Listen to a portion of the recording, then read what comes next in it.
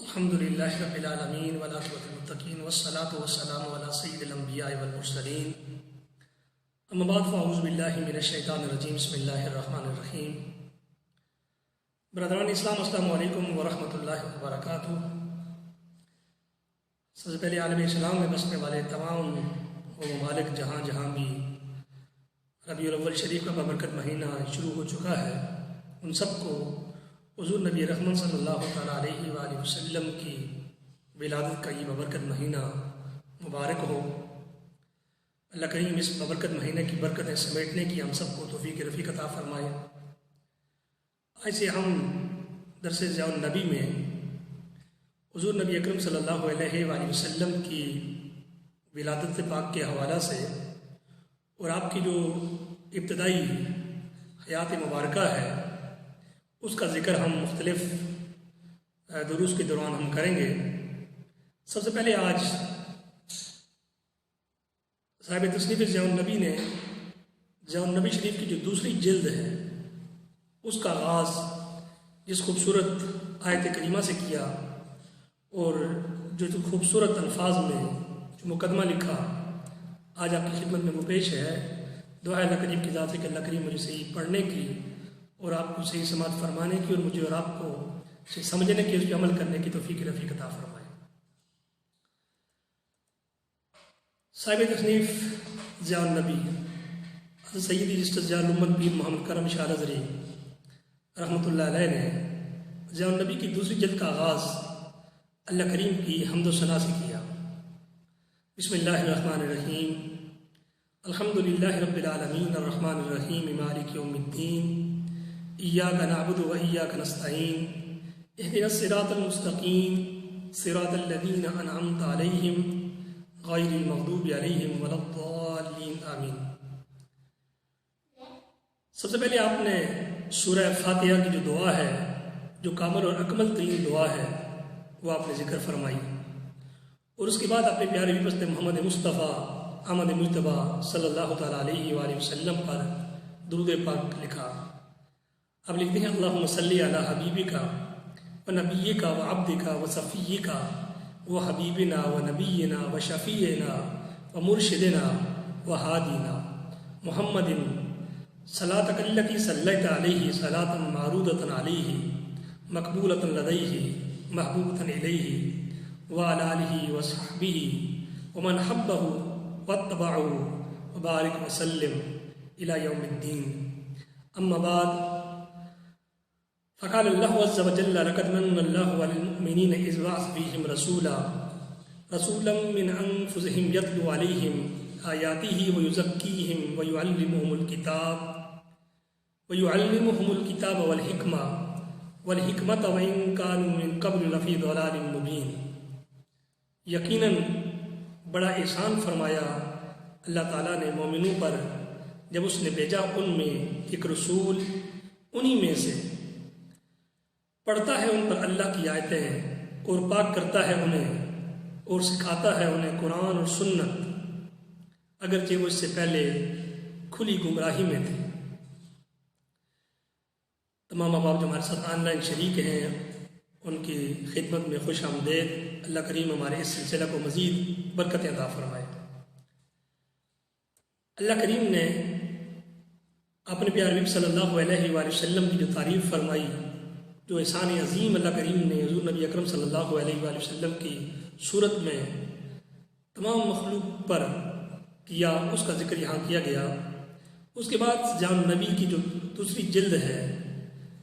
اس کا جو مین ٹائٹل دیا صاحب تصنیف ضیاء النبی نے حضرت ضیاء الامت پیر محمد کرم شاہ رضوی رحمۃ اللہ علیہ نے، وہ ہے طلوع آفتاب مطلع نبوت و رسالت۔ اور اس ضمن میں انتہائی خوبصورت پہرا، ایک ایک لفظ اپنی مثال آپ، ایک ایک لفظ محبت رسول صلی اللہ علیہ وآلہ وسلم کا میں ڈوب کر لکھا گیا لفظ ہے۔ اب لکھتے ہیں کہ ربیع الاول کا مہینہ تھا، دوشنبہ کا دن تھا یعنی سوموار کا دن تھا، اور صبح صادق کی ضیابار سہانی گھڑی تھی، رات کی بھیانک سیاہی چھٹ رہی تھی اور دن کا اجالا پھیلنے لگا تھا جب مکہ کے سردار حضرت عبد المطلب کی جوان سال بیوہ بہو کے عسرت و یاس کی تاریکیوں میں ڈوبے ہوئے سادہ سے مکان میں ازلی سعادتوں اور ابدی مسرتوں کا نور چمکا۔ ایسا مولود مسعود تولد ہوا جس کے من مونے مکھڑے نے صرف اپنی غمزدہ ماں کو ہی سچی خوشیوں سے مسرور نہیں کیا، بلکہ یار درد کے مارے کے لبوں پر مسکراہٹیں کھلنے لگیں۔ اس دورانی پیکر کے جلوہ فرمانے سے صرف حضرت عبداللہ کا قلبہ یکزاں ہی جگمگانے نہیں لگا، بلکہ جہاں کہیں بھی مایوسیوں اور حرمہ نصیبیوں نے اپنے پنجے گاڑ رکھے تھے، امید کی کرنیں روشنی پھیلانے لگیں اور ٹوٹے ہوئے دلوں کو بہلانے لگیں۔ صرف جزیرہ عرب کا بخت خفتہ ہی بیدار نہیں ہوا، بلکہ انسانیت جو صدیوں سے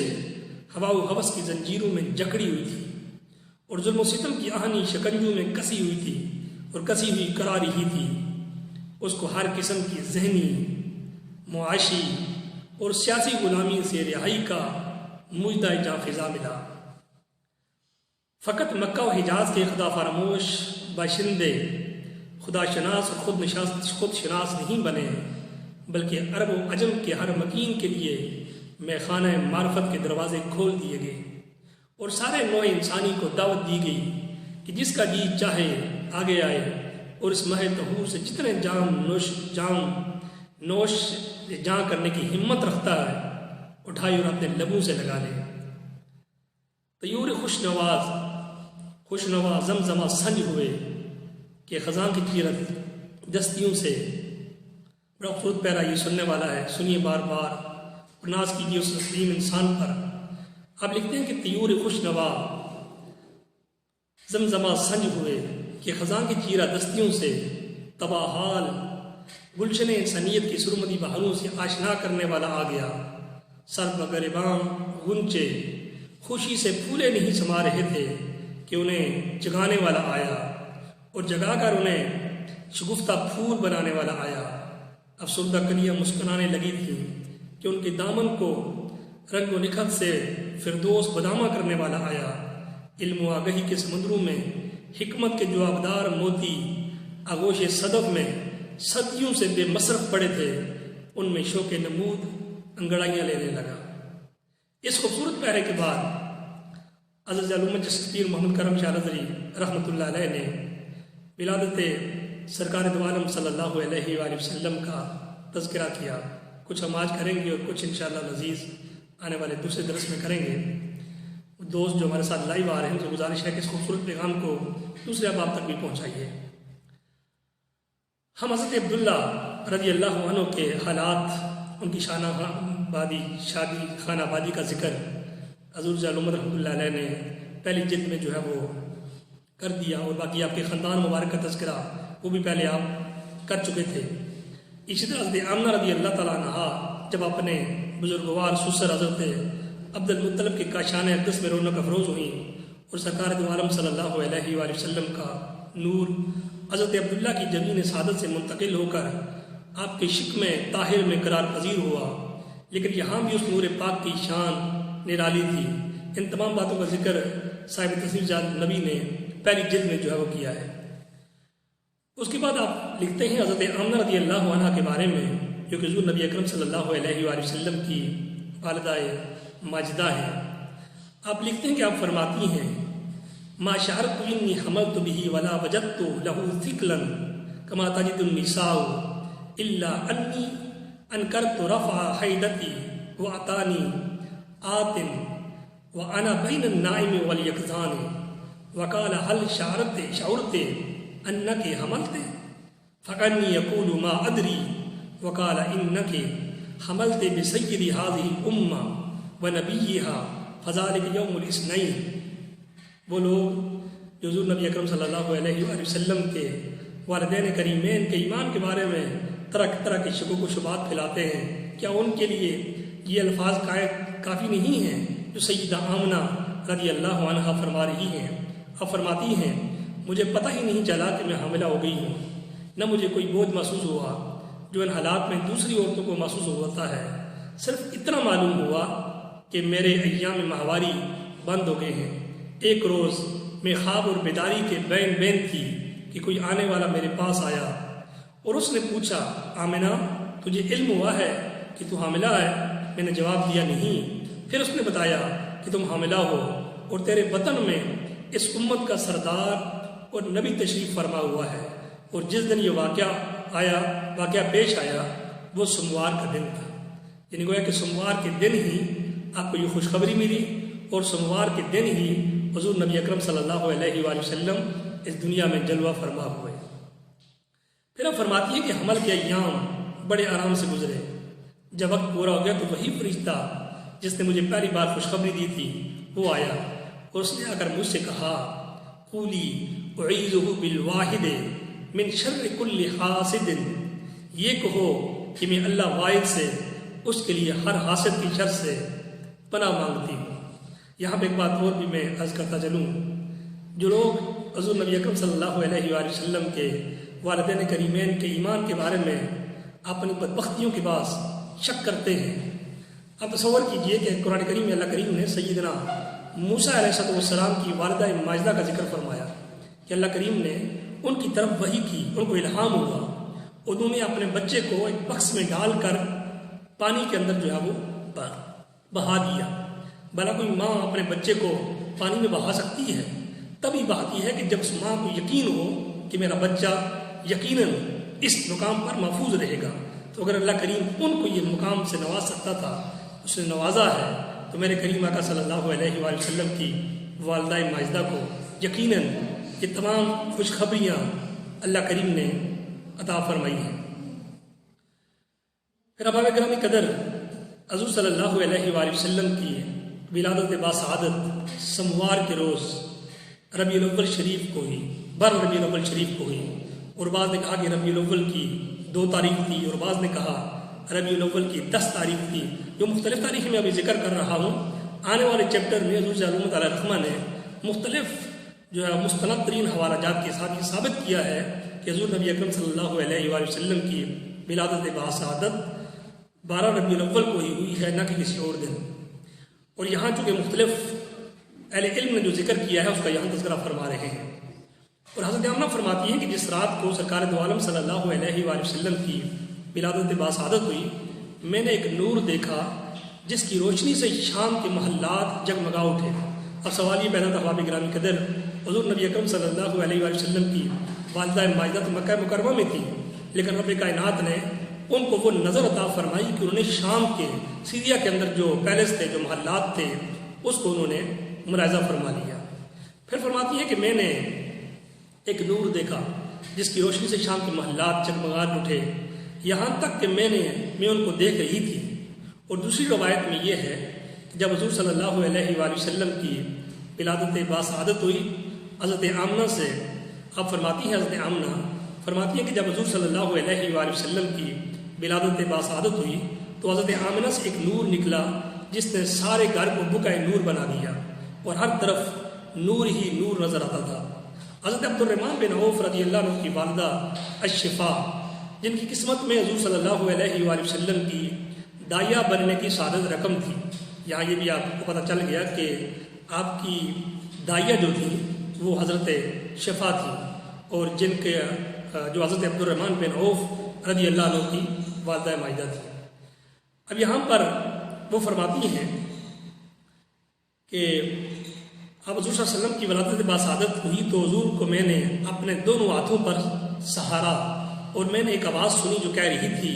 راحمہ کے رب کی۔ فرماتی ہیں کہ جب میں نے آپ صلی اللہ علیہ وسلم کو اپنے ہاتھوں پہ اٹھایا تو مجھے ایک آواز آئی، راحمہ کے رب کے، تیرا رب تجھ پر رحم فرمائے۔ اور پھر قالت شفا کہتی ہیں فَأَدَاءَ لِي مَا بَيْنَ الْمَشْرِقِ وَالْمَغْرِبِ حَتَّى نَظَرْتُ إِلَىٰ بَعْضِ قُصُورِ الشَّامِ۔ پہلے جو روایت میں نے پڑھی اس میں سیدہ آمنہ فرماتی ہیں، اور اس روایت میں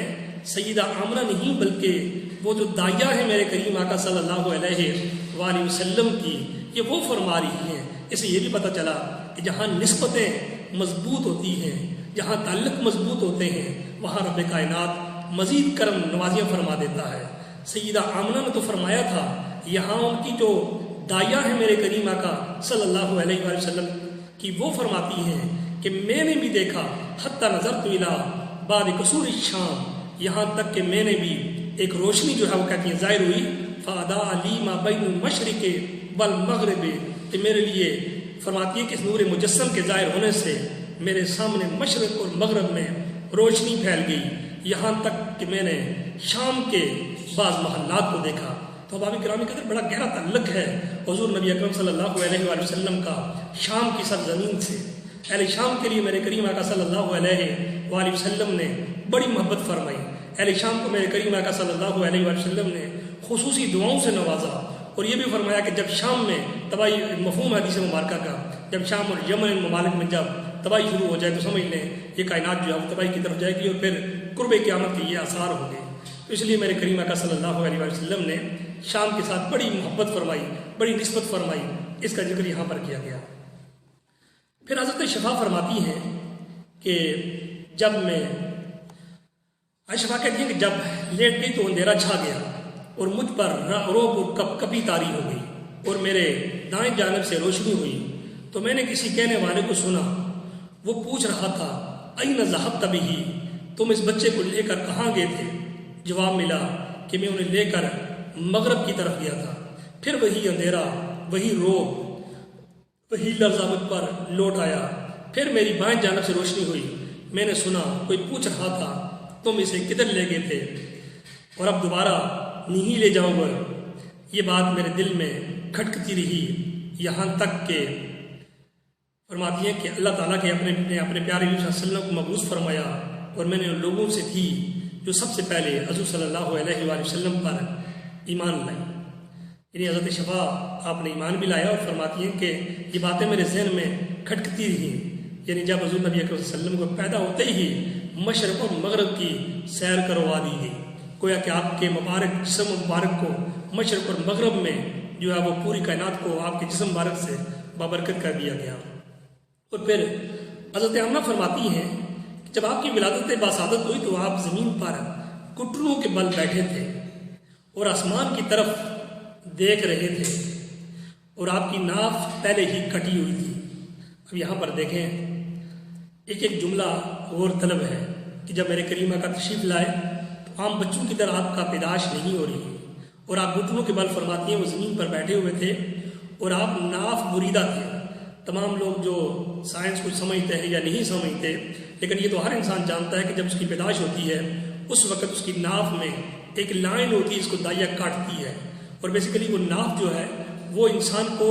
اس کا کھانا فراہم کرنے کا ایک ذریعہ ہے، بچے کو جو اس کا فوڈ ہے، جو فیڈ ہے بچے کو، اس کے ذریعے ایک ٹرپ کی صورت میں دیا جاتا ہے۔ اور اس سے یہ پتہ چلا کہ حضور نبی اکرم صلی اللہ علیہ وآلہ وسلم کو اپنی والدہ مائدہ کے جسم مطہر کے اندر، بطن مبارک کے اندر بھی